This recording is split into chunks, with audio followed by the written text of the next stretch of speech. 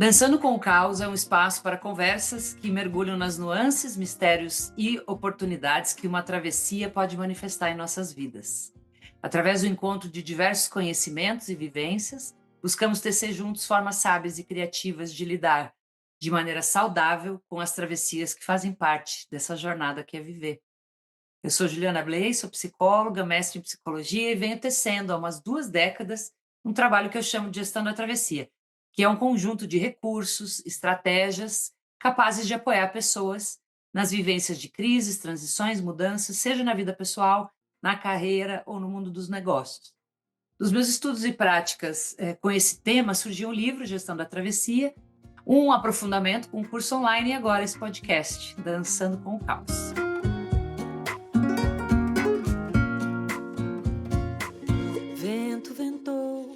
Há uma conta que não fecha. Nunca tivemos tanta tecnologia aplicada aos processos de trabalho, pessoas com níveis mais altos de educação hoje do que nunca, processos muito bem estruturados nas empresas, porém nunca trabalhamos tanto. Na sociedade do cansaço, esse cálculo entre produtividade, realização profissional, felicidade e descanso está definitivamente bugado, como a galera costuma falar por aí. Numa realidade onde se discute o impacto produtivo da IA generativa, das mudanças geopolíticas, crises climáticas, refletir sobre o futuro do trabalho deixou de ser coisa de gente descolada e passou a ser uma reflexão urgente e necessária para cada um de nós, como indivíduos, como trabalhadores, como profissionais e também para a sociedade como um todo. É nessa grande travessia que se tornou ainda mais urgente pensarmos juntos sobre o presente do trabalho, já que os nossos índices de ansiedade, burnout, exaustão e todo tipo de sofrimento psíquico no trabalho já ultrapassaram a barreira daquilo que a gente pode chamar de preocupante. Será que com tanta ciência produzida, tanta tecnologia disponível, tanta metodologia de gestão já testada, a gente já não é capaz de trabalhar menos e com mais performance? Existem caminhos possíveis e viáveis para manejar essa sobrecarga em nome de negócios mais sustentáveis e saudáveis? Foi para começar a desenrolar esse emaranhado sobre o presente e o futuro do trabalho que eu convido a Renata Rivetti para essa conversa. Ela é especialista em ciência da felicidade e fundadora da Reconnect. Ela tem sido uma das minhas vozes preferidas no debate sobre felicidade no trabalho, trazendo ciência, gestão e pé no chão para os fóruns sobre bem-estar e produtividade saudável nas organizações aqui no Brasil. Ela também é palestrante, TEDx Speaker e LinkedIn Top Voice. E está agora lançando o livro Poder do Bem-Estar, que se propõe a ser um guia para redesenhar o futuro do trabalho. E eu já estou aqui louca na fila para ler o meu exemplar. Estou muito curiosa. Bem-vinda, Renata. Uma alegria ter você aqui. Obrigada, Ju. É um prazer estar com você. Ouvi-la sempre também. Aprendo muito, então vai ser uma troca super rica. Ah, que bom, que bom. Tem muita coisa, né, para a gente explorar, para a gente refletir, degustar e principalmente eu acho que construir junto com as pessoas que estão nos ouvindo um olhar mais amplo para o que está acontecendo, até para a gente poder achar um lugarzinho mais digno e saudável para a gente naquilo que está ao nosso alcance, né? O debate, né, do futuro do trabalho ele é imenso, é gigante, tem muita coisa, muitas camadas, e desde profissões que estão morrendo, profissões que estão nascendo, necessidade de aprendizado e reciclagem constante, empregos sumindo, outros que a gente está acabando de descobrir que vão existir, como treinador de agente de IA, por exemplo. Não dá para negar que o trabalho humano está em travessia, em profunda travessia. E eu queria ver através dos teus olhos, né, se você puder fazer um apanhadão aí do que está acontecendo para você no mundo do trabalho hoje, para que a gente possa olhar com esse olhar mais amplo. Acho que uma grande crise, como quase tudo no mundo, né, Ju? A gente olha ao redor, assim, crises econômicas, políticas, climáticas e de uma grande crise de humanidade. E quando a gente olha para o mercado corporativo, eu acho que hoje a gente vive três grandes problemas. O primeiro deles é, de fato, uma sobrecarga, né? Como você falou. Estamos trabalhando muito, mas nem sempre bem, né? Então, existe hoje uma pseudo-produtividade que a gente vive no mundo do trabalho, de estarmos sempre ocupadas, mas parece que a gente está sempre devendo, né? A gente nunca chega onde tem que chegar, a gente não consegue se realizar, não consegue de fato executar o que precisa. Então, hoje a gente tem um excesso de reunião, de informações, a comunicação ainda é muito falha. e a gente acaba então se perdendo, nessa sobrecarga. O segundo desafio, eu acho que é as pessoas a gente vive uma crise do sentido no mundo, então a gente tem um dado que cerca de 58% dos, jovens hoje não encontram nenhum sentido nas suas atividades diárias. Então a gente está falando aí que grande parte da população simplesmente sobrevive, e isso acaba trazendo um olhar de muita desmotivação para o trabalho, né. Eu preciso pagar contas, então eu estou lá trabalhando, mas eu não me motivo, eu não me sinto realizada, né, então eu estou lá sobrevivendo. E Uhum. acho que o terceiro desafio, são as relações humanas, né, a gente vive hoje uma crise da solidão, a gente ainda tem ambientes tóxicos, abusivos, né, apesar da gente ter tido nos últimos anos, acho que um grande letramento sobre segurança psicológica, sobre talvez esse papel do líder, a gente muitas vezes ainda tem um retrocesso, ainda tem pautas se perdendo, né, humanas, então a gente vive também ambientes muito difíceis em relação à humanidade. E Sim. eu acho que quando a gente olha tudo isso, o que a gente vê é que a dor já chegou, então as pessoas estão, adoecendo, né, em todos os aspectos, a crise do sentido, a crise da solidão, essa sobrecarga, esse sociedade do cansaço, como você falou, e a gente, não parece que está indo para um caminho muito melhor, né, então eu acho que a gente, como tudo, vive uma grande polaridade no mundo. Acho que alguns que fazem menos barulho, talvez, estão construindo um novo caminho, eu Hum. acho que a gente está nesse grupo aí de pessoas que acreditam que dá para fazer diferente, que dá para a gente fazer um futuro do trabalho que seja melhor para as pessoas, para os profissionais, mas também para a gente como sociedade e também para as empresas, Hum. porque não dá para falar de empresa sem falar de negócios. Então eu acredito que tem uma parte do mundo trabalhando nessa construção. Uhum. Mas existe uma grande parte que faz barulho que está retrocedendo em muitas pautas, né, então a gente vê aí a diversidade, equidade e inclusão dando alguns passos para trás, a gente vê, o voltar presencial 100% como se fosse a solução para a produtividade, para o engajamento e motivação das pessoas, e a gente vê aí uma liderança ainda muitas vezes abusiva, tóxica e não tendo mais vergonha de ser, né, infelizmente. Uhum. Então o que eu acho é, essa dor que já chegou, tem mostrado que, de alguma forma, o caminho hoje ele é insustentável, né, da gente seguir. Então, a gente vê esse grupo que quer voltar para o passado, comando e controle, medo, presencial 100%, achando que isso é a solução, e um outro grupo falando: "Olha, talvez esteja na hora da gente deixar um pouco ruir esse modelo", porque se a gente trabalha igual desde uma segunda, revolução industrial, há 100 anos, né, 8 horas por dia no modelo presencial, num trabalho que hoje é intelectual, muitas vezes, num trabalho que hoje, pode ser feito de forma remota, num trabalho que hoje tem a inteligência artificial generativa trazendo ferramentas para a gente reduzir talvez o operacional.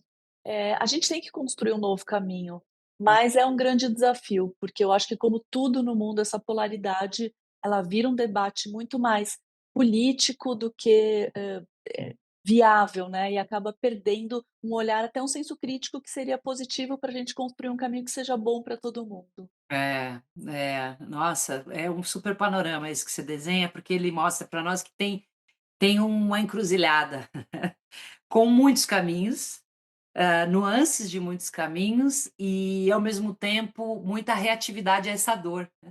Então, tem gente que está lidando com essa dor adoecendo de fato, tem gente que está lidando com essa dor procurando, encontrar no repertório passado solução, que é o clássico, né, quando a gente se depara com um problema novo, a gente olha as soluções velhas e fala: "Vamos tentar o que a gente já tentou para ver se cola".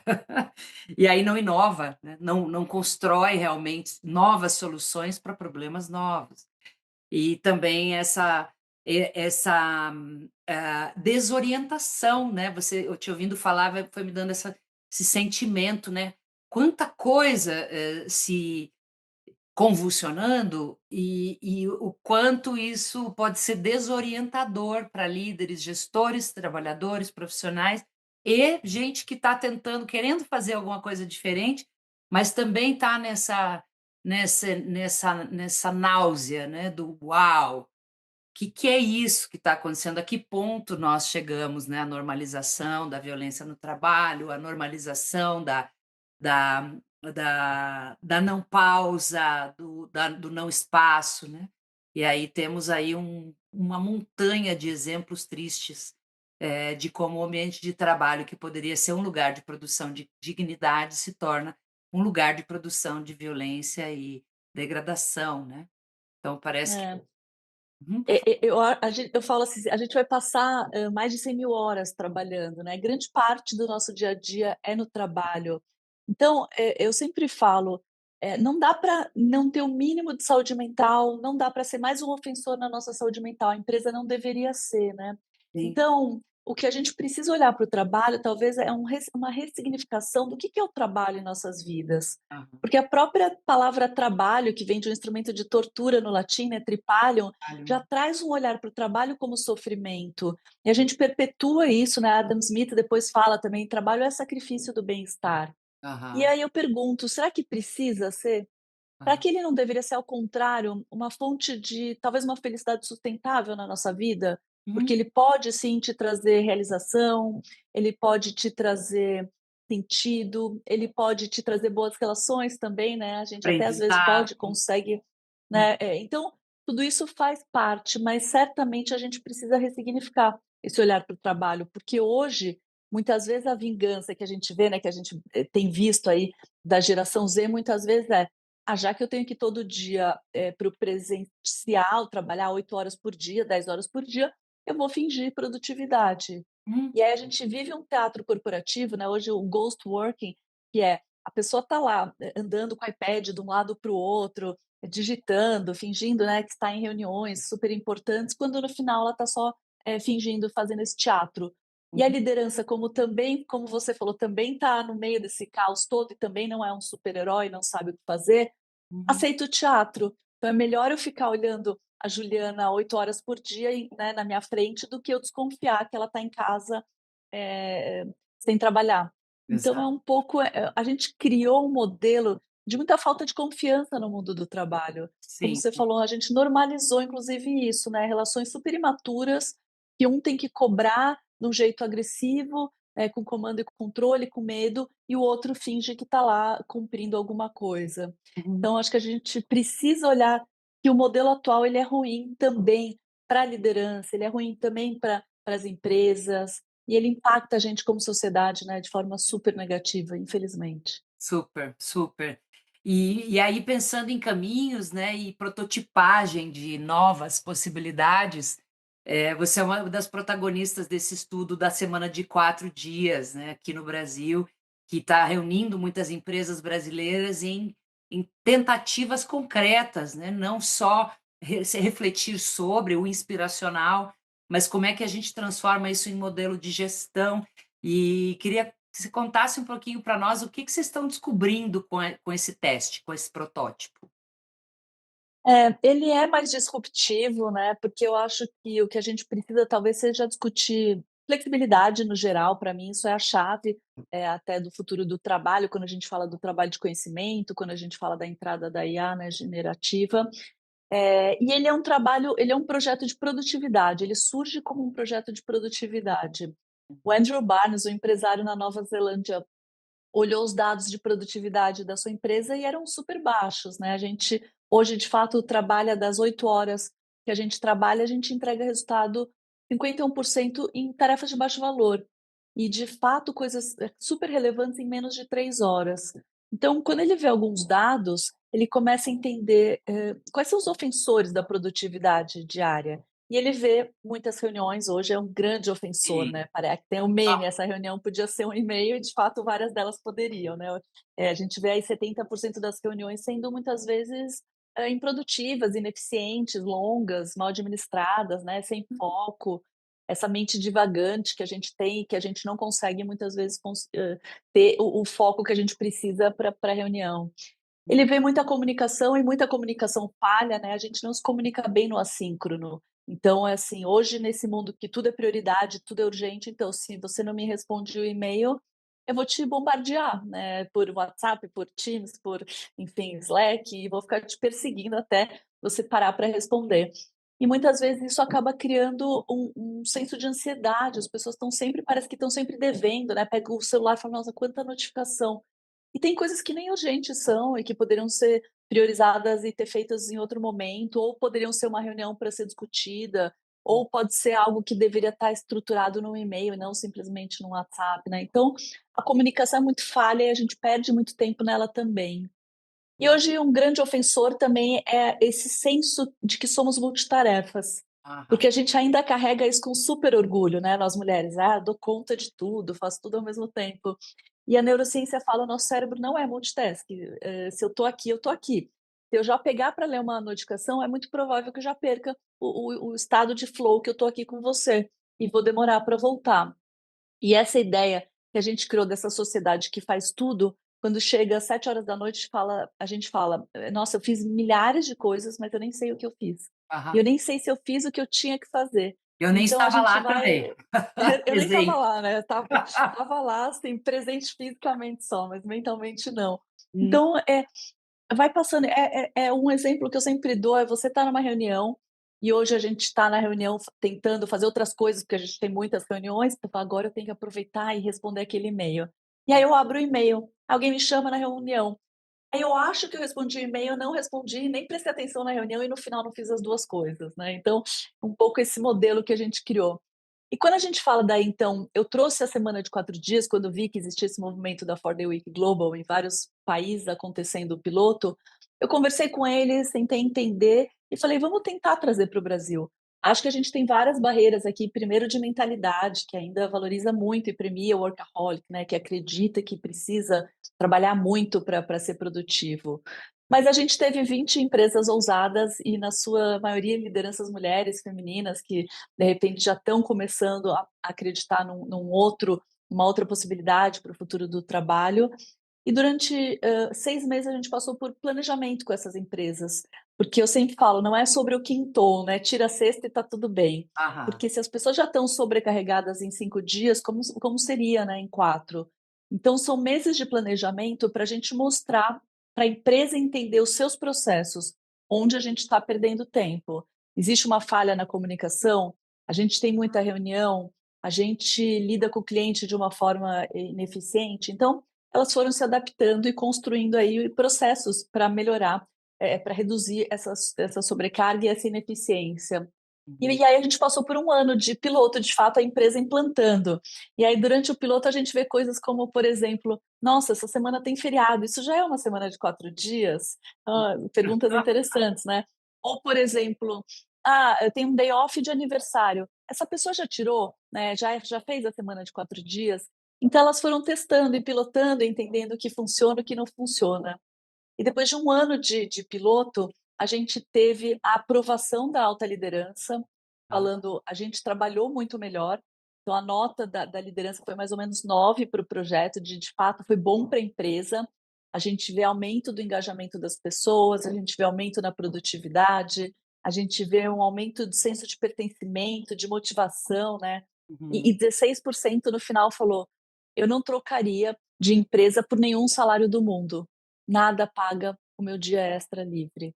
Olha, Pessoas que de repente acompanharam a esposa no ultrassom do bebê, aham, pessoas que de repente começaram a cuidar dos pais que estão idosos, né, pessoas que foram com os filhos fazer um exercício, alguma coisa. Então, 16% fala: "Nenhum salário paga, essa mudança". Então, e aí a gente vê os dados também para o profissional. Redução em sintomas de burnout, melhor qualidade de vida, mais exercício físico, redução na ansiedade, aumento, mais tempo de sono. Então, para a saúde mental e bem-estar, algo óbvio que a gente imaginava que ia acontecer, mas a gente viu o ganho mesmo para a empresa e, no final, para a relação de líder, liderado, de times, porque tem uma coisa que a empresa precisa também, Ju, no projeto, é ser mais colaborativa. aham. Porque a maioria das empresas, eu acho que nenhuma, na verdade, fechou um dia da semana, tá? Elas fizeram escalas. Acho que uma ou outra só que fechou um dia, mas quase todas fizeram, uma parte do time tira sexta, outra parte tira segunda. E aí, se, por exemplo, eu estou fazendo uma escala revezando com você, eu preciso saber o que você faz. Você precisa documentar o que você faz, eu preciso documentar o que eu faço. Então a gente começa a atuar de forma muito mais colaborativa, né, em vez de: eu estou com tudo anotado no meu caderninho", tudo foi, documentado, tudo foi trabalhado no assíncrono, as pessoas começaram a implantar mais, por exemplo, também a IA, né, para vários processos, elas começaram a reduzir as reuniões, melhorar a comunicação, então no final a gente conseguiu perceber que dá para trabalhar melhor, mas dá trabalho. Todas as empresas concluíram a mesma coisa, assim, não é simplesmente falar: "Vamos tirar a sexta", é um redesenho do trabalho. Então, de fato, dá trabalho para a liderança, dá trabalho para o time.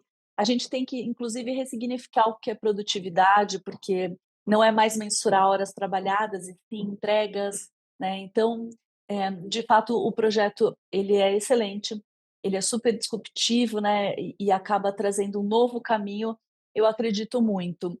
A gente vai expandir? É muito provável que não ainda, porque Aham. eu acho que ainda tem muito medo, eu acho que dá muito trabalho, eu acho que nem todo mundo está preparado, e acho que a gente ainda tem o que eu falei, né, o teatro corporativo de valorizar o workaholic que trabalha aí 50 horas por semana. Isso, deixou a caneta cair às 5h30, tem alguma coisa errada com essa pessoa, né.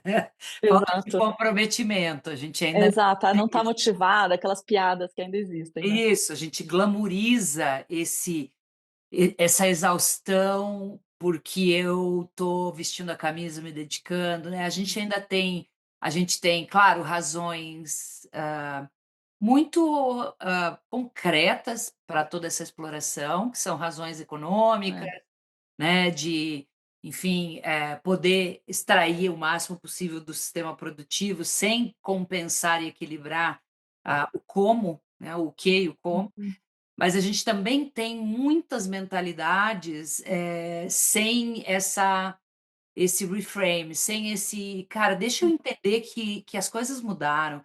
Essa própria situação do retorno 100% presencial, não foi uma, Renata, nem 2, nem 3, foram muitas empresas com que eu tenho lida mais, cotidiana, que de profissionais que vieram dizer: "Olha, a gente voltou 100% presencial, porque o nosso CEO não confia que a gente trabalha bem em casa".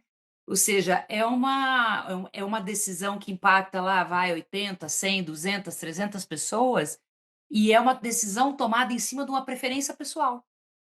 é, Não é uma decisão tomada em cima de dados. Então, o meu uhum, pessoal, a gente está olhando as entregas e, de fato, as entregas caíram de quem está no home office. A gente está olhando os dados de saúde ocupacional e está vendo que, de fato, a gente está tendo mais adoecimento psíquico, pessoas afastadas por estresse e tal, no teletrabalho. A gente está tendo mais conflitos proporcionalmente aos anos anteriores por ter mais pessoas no híbrido. Não é sobre isso, na não, maioria das vezes. uhum, É aquela coisa, né, deixa eu ver para onde vai o é, vento. Ah, tá indo para lá, então todo mundo vai para lá. uhum. Eh, Né. e Uma aí pena, né, porque a gente podia olhar para o que está acontecendo e pensar: "Tá na hora da gente, quem sabe, construir um novo caminho". Talvez não aprender. seja nenhum extremo também, né. Eu sempre falo, não é só sobre semana de 4 dias ou 100% remoto, eu acredito num modelo novo mesmo, né. Eu gosto de um vídeo que viralizou no TikTok, não sei se você viu, a menina que chora, né, geração Z, quando descobre que o trabalho é todo dia das 9 às 6. Ah, E eu não ela fala assim, é maravilhoso, porque ela fala: "Acabou minha vida. O que ah, eu vou fazer agora? Porque eu fico 1 hora para chegar no trânsito, ainda fico 1 hora depois, eu não vou conseguir namorar, eu não vou conseguir sair com os meus amigos, eu não vou conseguir ir ao médico". Então, é engraçado, porque a gente que vem de uma geração, de fato, a gente viveu muito para trabalhar. E muito. quando eles questionam isso agora, a gente começa a pensar, dar risada: "Mas será que não tem um novo caminho mesmo que seja mais adequado para todo mundo?". É, exato, né, e aí as gerações que normalizaram o workaholic olham para uma menina falando isso e diz: "Aí, ó, essa É, geração mimimi. nova não quer nada com nada, não querem nada com a carne seca. Eu tive que, ó, me esfolar no Mobril para chegar onde eu cheguei, aí eles não querem nem vir cumprir o horário comercial". Então, É. tem muito, né, Renata, esse parar para reorganizar crenças, valores, modelos de certo, errado, sucesso, fracasso, produtividade, o que é ser bem-sucedido, né. Eu me lembro, Uhum, conheço também várias pessoas que recusaram promoção para gerência.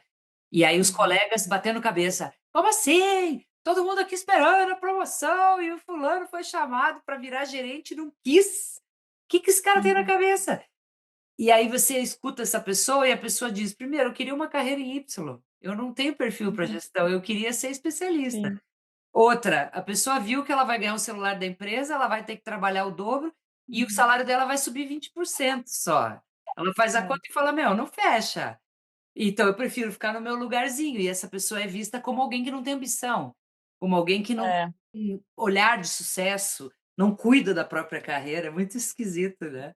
A gente precisa pensar um pouco também, então, como é que a gente ouve e olha, ao invés de achar que tem a geração certa, né, ou que a nossa geração fez de uma forma e tem que ser daquele modelo, como é que a gente constrói trazendo o melhor de cada um. E Uhum. quando, por exemplo, na semana de 4 dias, o que a gente discutiu muito é que fosse bom para as empresas também, é uma preocupação que a gente Ah. super teve, né. Então, quando eu fui no sindicato, que muitas vezes era um olhar, né, muito assim: "Ah, porque o patrão vai agora", eu falei: "Não é sobre isso, não é um contra o outro, ao contrário, a gente quer um projeto que seja ganha-ganha".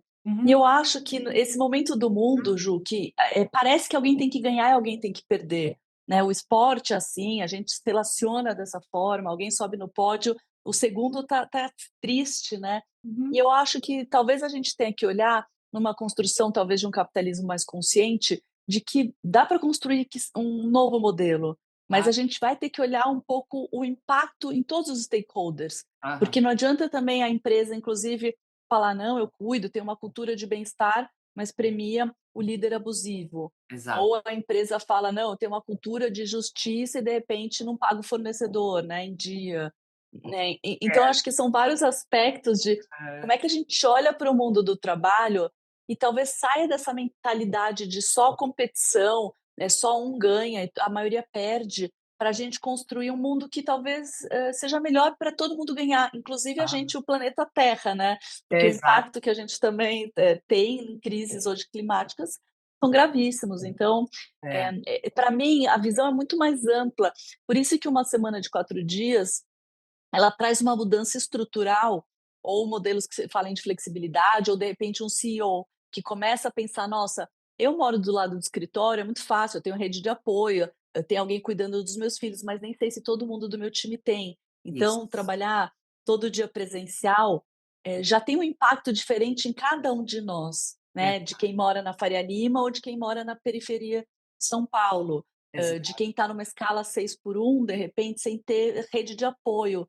Uhum. Então, essa visão para o ser humano que eu acho que falta para a gente como sociedade, né, é muito essa visão do líder que fala: "Ah, para mim sempre foi assim, eu sempre sofri, eles que sofram", chegar no escritório, o escritório é excelente, está todo mundo é importante para a cultura, quando é uma visão totalmente pessoal de alguém que tem privilégios e que não consegue enxergar além, né. Exato, Então preferência a questão é pessoal. muito profunda.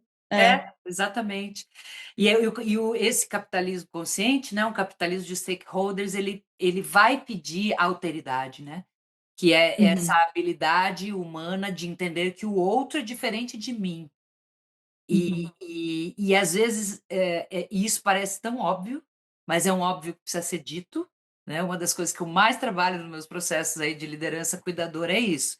Vamos lembrar que o mundo uhum. não é um conjunto de clones de mim, andando por É. aí, né, então não é porque eu gosto disso, todo mundo gosta, não é porque eu trabalho bem no escritório que todo mundo trabalha, não é porque eu tenho um ritmo assim assado que o outro também tem, e quando a gente começa a reconhecer as diferenças, mas começa a reconhecer necessidades comuns nessas diferenças, esse ganha-ganha que você fala e que é tão fundamental, ele começa a ficar possível, né. Então tem essa coisa do articular um bom para todo mundo, que não é uma Uhum, solução única de prateleira que algum iluminado teve, mas esse diálogo, essa colaboração, essa trabalheira que você relatou da semana de 4 dias, ela uhum. vai precisar ser negociada, para que a gente ache esse ponto ótimo, né, aonde a gente contemple diferentes necessidades e perfis.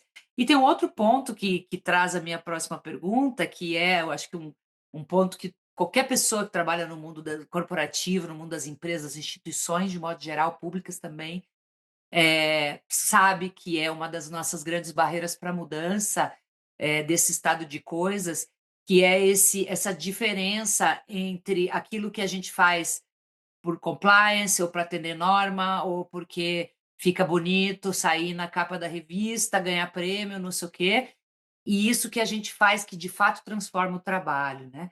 Então eu sou daquele Uhum. time que torce o nariz para perfumarias corporativas, né, então: vamos fazer uma sala de meditação aqui. Aí tem 400 criaturas de call center ali que não têm autonomia para ir ao banheiro sozinhas. Uhum, Quanto uhum. mais saírem no meio do turno para sentar e É, meditar na sala de meditação. Então aquela uhum, infraestrutura ali, ela está a serviço de quê?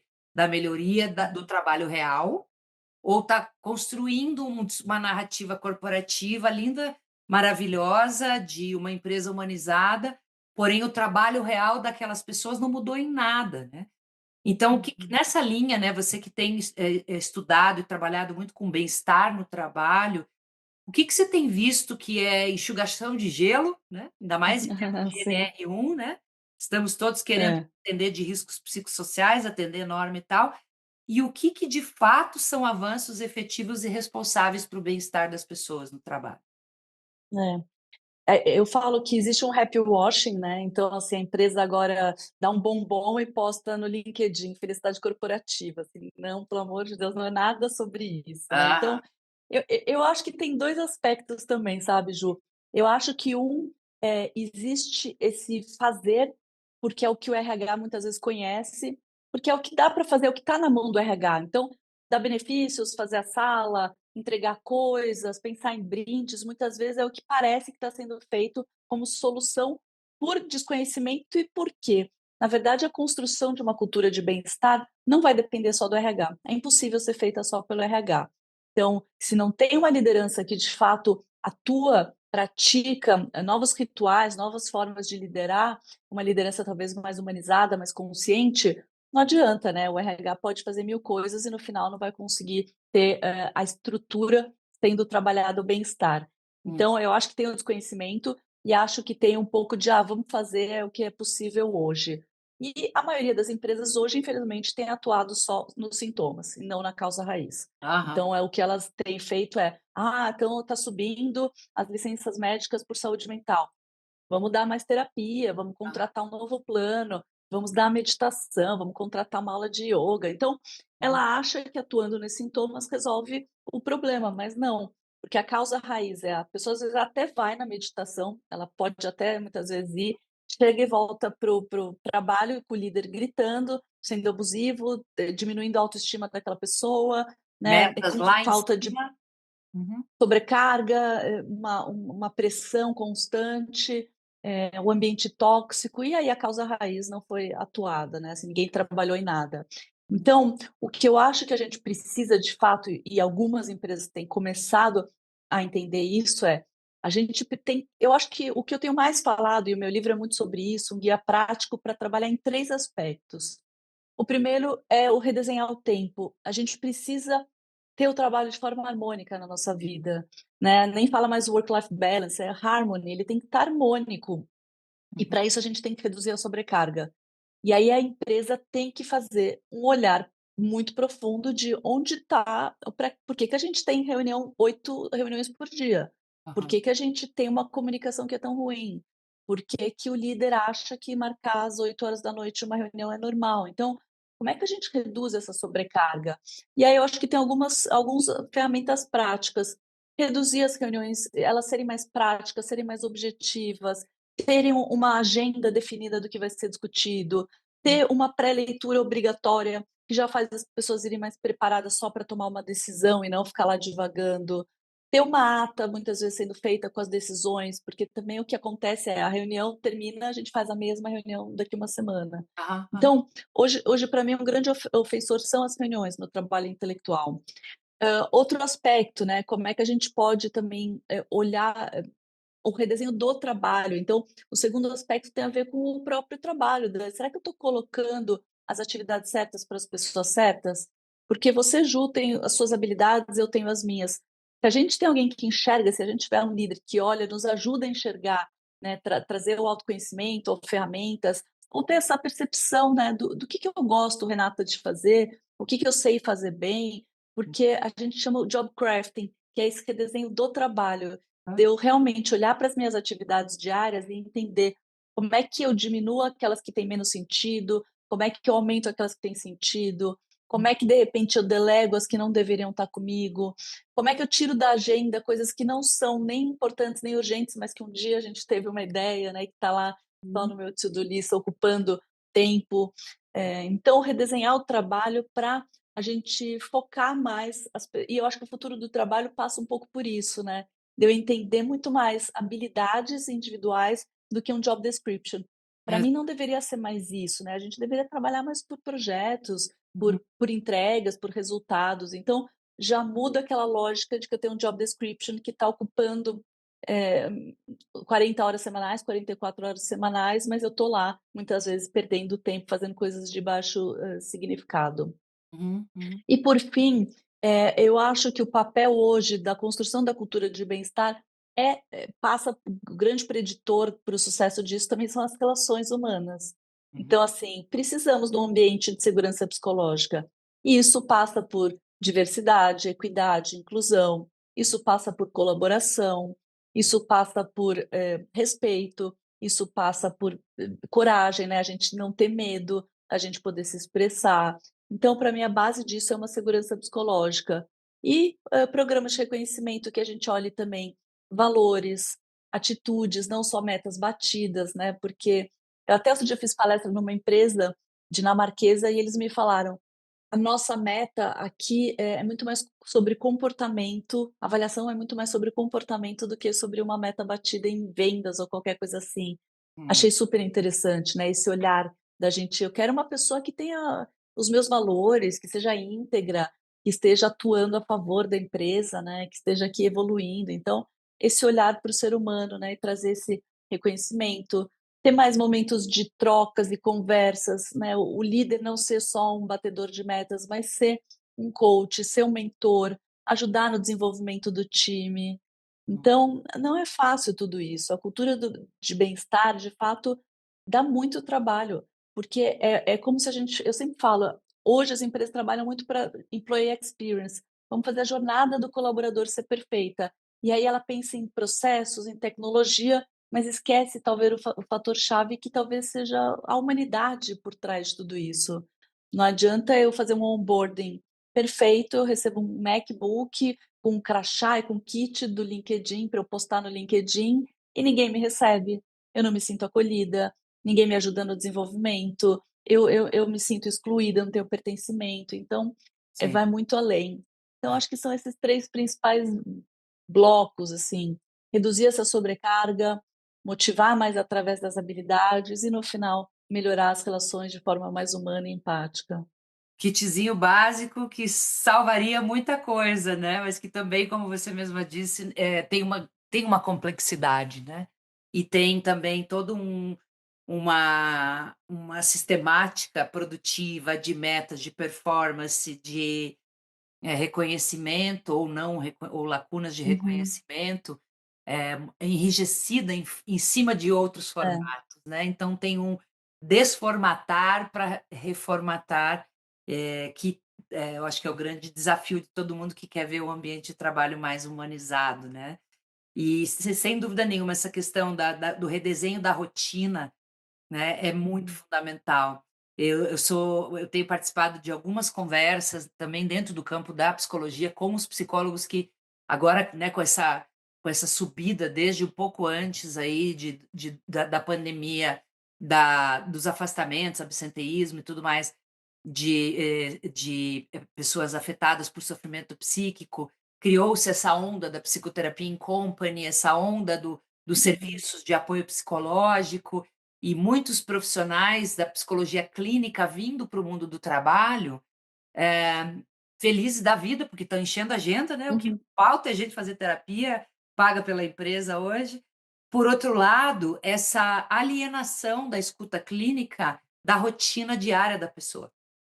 Uhum. Então, acho que uma das grandes coisas também que estão muito conectadas com o que você traz da cultura do bem-estar, é a gente como especialistas, aí eu estou falando RH, estou falando medicina do trabalho, área de saúde, estou falando área de segurança no trabalho, que também opera em cima de questões de saúde mental, a área de planejamento e gestão, né, Uhum. organização e métodos, são todas áreas que constroem a rotina nesse nível geração de, experiências de alto risco para Uhum. estresse, para burnout, para tudo mais. Então a gente poder, sair dessa psicologização do É. sofrimento psíquico no trabalho, porque a gente tem que trabalhar a resiliência, a gente precisa ensinar para a Uhum, pessoa que felicidade é autocuidado, uhum, né, eu que trabalho muito uhum. com palestra de cuidado, as pessoas estão o tempo todo buscando, vamos falar de autocuidado para as pessoas, tá, mas e como é que está a rotina delas? É, Porque sim. falar de autocuidado para alguém que não tem autonomia sobre sua própria rotina e está É, super não dá para errado, culpabilizar, o indivíduo, né, o profissional. O né, burnout não é assim: "Nossa, cansei, não fiz uma boa gestão do meu dia a dia", não é não tem sobre isso, né. resiliência. Tem que trabalhar a Exato. resiliência dela, coitada, né, por isso que ficou assim, Sim. né. E aí, focando nisso, queria trazer aí para a gente ir caminhando para o final do nosso papo, esse olhar para o indivíduo, né, pensando que o indivíduo no que o indivíduo pode fazer por si, né, Uhum, nessa cultura de bem-estar. Então, eu fiquei muito feliz que você trouxe muitas questões que envolvem gestão, produtividade, reconhecimento, métricas, metas, porque é isso que a gente precisa discutir com coragem para construir um uhum. ambiente saudável e seguro, não só porque que as pessoas não cumprem as regras ou porque que as pessoas não têm resiliência, não é só sobre isso. Mas também tem uma dimensão que é a dimensão da autogestão. Então, Uhum, para quem uhum, está nesse momento nos escutando e pensando como é que eu posso me orientar, óbvio que dentro daquilo que eu tenho controle, para ter uma relação saudável com a minha carreira e com o meu trabalho uhum, naquilo que está ao meu alcance, né, olhando aí uhum. esse outro lado, mas sem querer jogar a carga toda em cima do indivíduo, né, como é que a gente separa esse É. lugar do bom para a pessoa física e jurídica. Uhum. É, eu sempre falo que é uma responsabilidade compartilhada no fundo, né, Ju, porque de fato, mesmo que a empresa me propicie um monte de coisa, eu tenho uma liderança inspiradora, também depende de mim, né. Então, a gente hoje vê as pessoas também esperando que o mundo seja perfeito e como você falou, é a travessia no caos, a gente É. vai continuar no caos, então não adianta esperar o mundo perfeito para ter bem-estar, para cuidar da minha saúde física ou mental, né. Então acho que tem um lugar de autorresponsabilidade, acho que tem um lugar de intenção, acho que tem um lugar de disciplina também que a gente não associa muito, né, a gente pensa: "Ai, a vida perfeita no final é não trabalhar, né, ganhar na Mega Aham. Sena ou ficar Sim. talvez sem fazer nada". E no final o bem-estar vem também de realização, vem também de escolhas, vem também de sonhos realizados, vem de uma vida com sentido. Então, o que eu tenho falado muito para as pessoas se você tem o mínimo de segurança psicológica, é também entender se tudo que hoje está na tua agenda é de fato prioridade, se dá para rever um pouco o que que é urgente, o que que é importante, sair desse mecanismo que a gente acredita do multitarefas, de fazer tudo, de achar que dá para dar conta das coisas ao mesmo tempo, né. Tem até um estudo interessante de Stanford que fala: "Se você fizer uma coisa de cada vez, vai ser mais rápido do que você tentar fazer 2 ao mesmo tempo". Uhum. Então a gente sair dessa crença de fazer tudo e de achar que tudo é urgente, tudo é prioridade, porque a gente também acaba criando esse caos na nossa vida. Sim. Acho que a gente também perceber, rever as reuniões, tentar educar um pouco outras pessoas, de mandar uma agenda, tua reunião ter uma agenda, o que que vai ser discutido? O que que quanto tempo vai levar? Será que não dá para ser mais curta? Ou tudo tem que ser 1 hora? A gente coloca como se tudo fosse 1 hora, né. Aham. Eh então, melhorar a tua comunicação, não dá para a gente também mandar uma mensagem no WhatsApp de "Oi, tudo bem?", né, e daqui 2 horas a pessoa responde "Oi, tudo bem?" e você fica nesse pingue-pongue. Então melhorar, ter uma comunicação mais efetiva, mais assertiva, mais empática também, Hum. e buscar muito autoconhecimento para entender o que que você gosta de fazer, quais são os seus dons, quais são os seus talentos e tentar buscar novos desafios que tragam sentido para você no dia a dia. Uhum. Porque esse lugar também que a gente fica do tédio, da apatia, nos deixa muito infelizes, né. Então, sair desse lugar e pensar: "Será que tem um curso novo para eu fazer? Ah, o mundo inteiro está aprendendo IA. Será que eu posso aprender alguma coisa nova? Será que eu tenho algum desafio que ia me trazer?" Eu estudo sem parar, assim, você também, né, a gente então é essa ânsia que só a gente pode ter por nós mesmos, né, de novos conhecimentos, de novos desafios, então isso é importante. E por fim, para tudo isso, cuidar também do teu bem-estar físico, emocional, então assim, se puder obviamente sim, fazer terapia também, fazer exercício físico, cuidar das relações na tua vida, esse é o maior preditor da felicidade na vida, né. Tem uma pergunta de um curso que eu fiz de Harvard que fala: "Para quem você vai ligar às 3 da manhã quando você precisar?".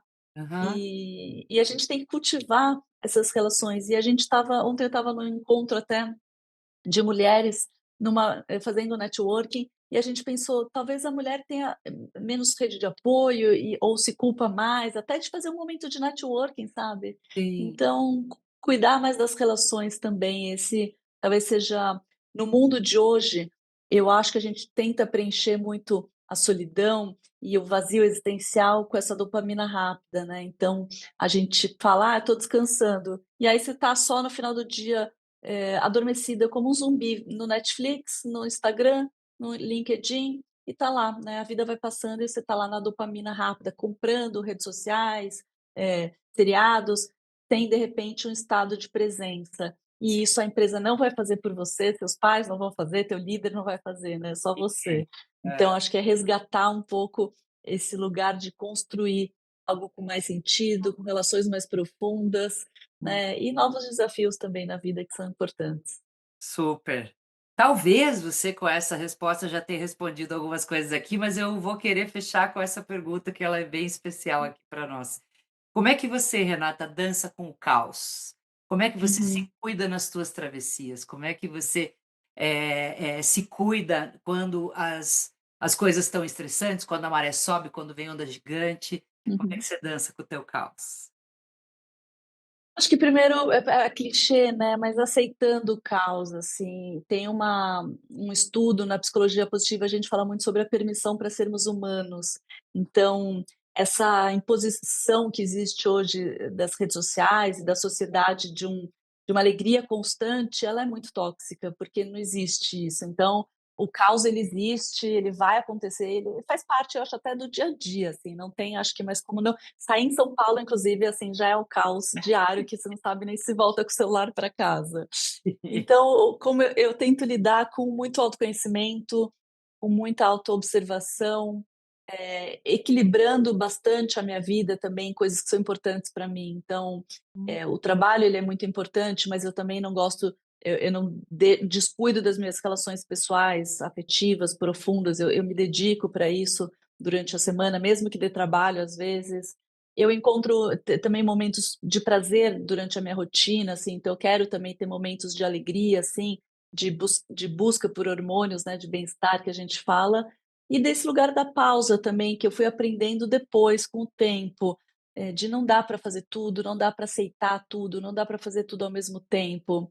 As pessoas até me falam: "Nossa, você está sempre correndo". Eu falo: "Não, eu não tô, é que eu posto no Instagram o que eu estou fazendo, né, a palestra, o aeroporto", mas, a pausa faz parte da minha rotina. Eu equilibro muito bem a minha qualidade de vida, eu priorizo isso, eu viajo bastante também por lazer, eu tenho encontros, né, com pessoas, da minha vida, então eu acho que é um pouco isso, é autoconhecimento, é autorresponsabilidade, e trazendo sempre olhando para as escolhas, né, qual o sentido dessa escolha? Tem um porquê? Para mim isso é o que me guia, Ju, assim, desde pequena acho que, assim, eu que construir uma vida com propósito, com sentido sempre me guiou. Então é algo que faz parte e que vai acontecer e é o que me traz talvez uma felicidade que a gente fala até mais sustentável no caos da dor, né, mesmo assim no Covid.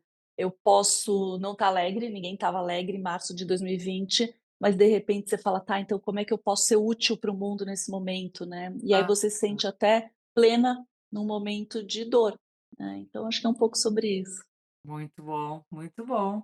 Maravilhoso, muito obrigada pelo teu compartilhamento, por a gente poder olhar para tantas nuances tão importantes e muitas delas, acessíveis, né, Renata, que estão na Uhum. nossa mão e que tanto na pessoa física quanto na pessoa jurídica, é uma viradinha aqui na vela do barco e ele já começa a andar para uma outra direção, né. Tem uma coisa também da gente poder trazer, essas grandes perspectivas para esse nosso pequeno lugar e falar: "Cara, hoje dá para eu negociar essa reunião. Eu já não estou mais no É. meu lugar", né.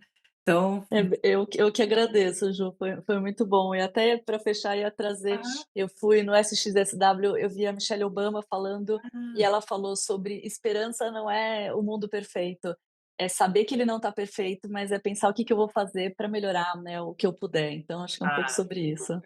super, gratíssima, muito grata. Eu que agradeço.